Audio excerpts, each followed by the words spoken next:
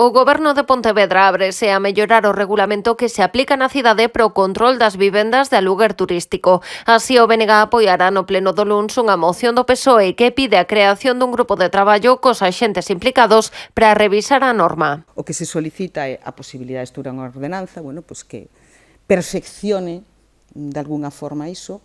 Simplemente hai unha preocupación polas vivendas de uso turístico, coincidimos neso, e no seno da Comisión de Urbanismo se verá se é posible avanzar na regulación que xa ten o Concello. Os socialistas apostan por elaborar unha ordenanza municipal para este tipo de vivendas. En Pontevedra actualmente óptase pola vía urbanística e o PXOMO que establece onde se poden dar estes usos, baixos e primeiras plantas ou edificios dedicados íntegramente a este fin. Estas vivendas identifícanse como usos terciarios.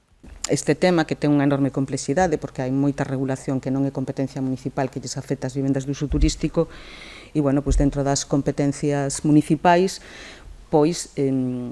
acadar unha regulación que permita a máxima seguridade xurídica para quen ten as vivendas de uso turístico, pero tamén que non supoñan as vivendas de uso turístico un problema. E que cando as vivendas de uso turístico non teñen unha regulación urbanística, como teñen no caso de Pontevedra, e van vía ordenanza, están regulando vía ordenanza materias económicas que despois os tribunais tumban as ordenanzas.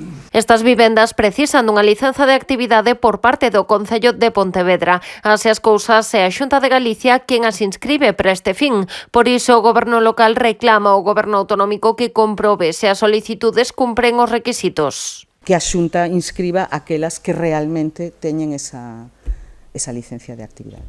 Cando se detecta esa actividade con unha vivenda de uso turístico que non está autorizada, o Concello actúa. De feito, por eso temos sentencias que lle dan a razón polo orden de cese de actividade dunha vivenda de uso turístico que non cumplía, non era nin legal nese momento, pero tampouco era legalizable, porque estaba nunha quinta planta dun edificio e, polo tanto, non tería nin a posibilidade de legalizarse. Logo, as situacións son moi variadas. O Partido Popular, pola súa banda, xa adiantou que optara pola abstención.